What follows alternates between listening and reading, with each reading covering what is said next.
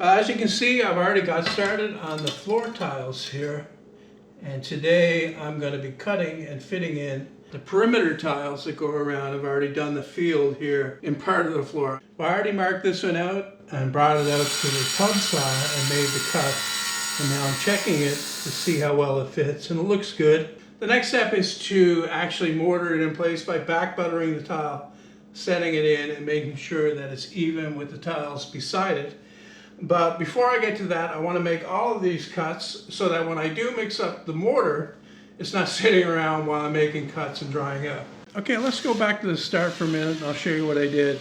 First thing was to temporarily fasten the termination strip in place where it's supposed to go with a couple of screws. These will hold it while I set the first tiles in place. I don't want it to move. The strip is diagonal because it divides the kitchen area from the hall and the living room. Part of the floor for the kitchen area is over the original house, and of course the floor slopes down quite a bit, and I did build it up, but it's still a little bit low in the middle. But I figured I could fill in that dip with mortar while I'm setting the tiles. As you can see here, I'm putting it on pretty heavy.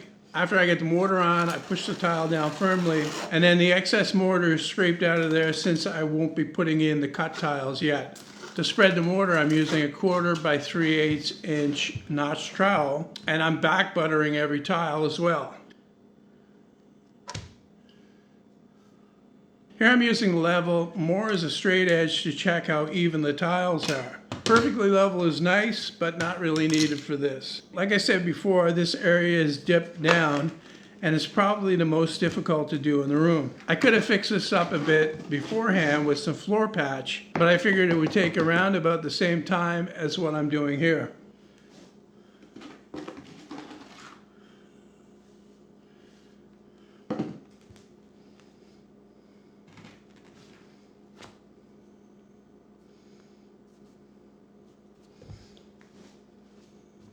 Okay, I've got all the ones that I need cut out. I can start laying them now. I'm just gonna pull this up, make sure there's no dirt in there. I already swept it out. I've got a new margin trowel. This is a one-piece unit. Costs $20 though, but hopefully it doesn't break. I get that on there and spread it out fairly evenly over the back of the tile.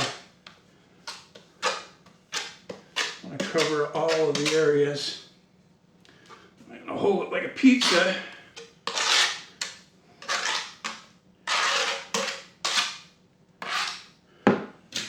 And then I'm going to take my notch trowel and just blade over it and wipe off the excess in the bucket. Now, just for good measure, I'm going to take some mortar and spread it around in here, so that I get really good adhesion between the tile and the floor.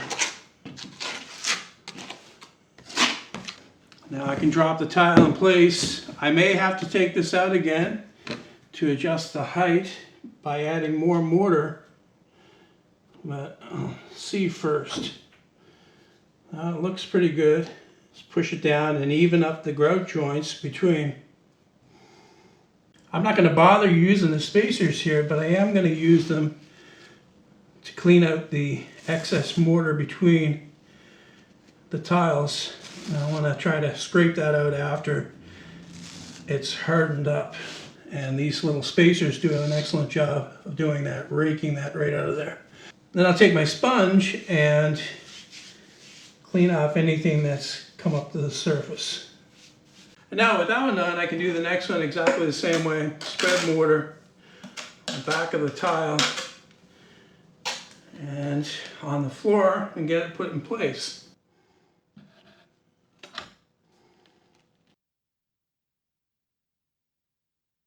So I've got the perimeter tiles mortared in, and that's all done. I'm just going to carry on with the full tiles in a couple more rows. I got to do this kind of piecemeal because my knees are not what they used to be, and also I need to get into my kitchen to use it. It's a working kitchen after all.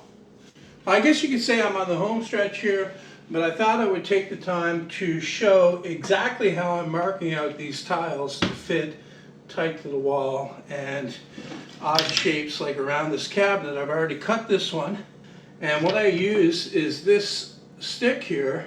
It's just a straight piece of 3/4 inch plywood cut to about 3/4 inches wide. And what I do with that is I make a mark on it. It goes pretty much all the way around at 24.5 inches from the end. My tiles here are 24 inches, 24.5. The extra ½ inch will give me that much extra for spacing against the wall and gap between the tiles. So what I do is I take the tile that I want to cut, I want to mark, and lay it right on top of the one behind it and line it up really nice. And then I'll take my stick and I'll slide it ahead until it gently contacts the wall up there. And I'll make a mark here, and then I'll do the same on the other side, except I have to do it on the edge like this, the top edge, so that this point hits the wall. And then I'll make a mark on the tile there. And then all I do is draw a line between those points, and that's my cut. And this is the tile that I need to put in there. And so with the tile cut, I can try it out and see how it fits. As you can see, proper gap all the way around and against the wall. And in my case right here, the one that I cut off actually fits right in next to it. It is a few days later. I've got all the floor tile done finally. I've got one other thing I want to do before I grout the floor, and that's to glue these tiles right onto the toe kick of the cabinet down here. And what that does is give it a nice finished look. Also, the tile continues up like that, so it makes it more water resistant whenever you're washing the floor. You don't have to worry about water getting on the base of the cabinet. Just going to space it up off the floor tile with these plastic spacers again, except I'm using them flat this time. I'm just using polyurethane construction adhesive to glue these on with. A little bit easier to do than, mortar. A little bit less messy too. And I'm not doing anything to clamp them, I'm just pushing them up tight against the base. I'm just letting them come up flush with the end panel on the cabinet here. I'm not going to do on the inside here at all.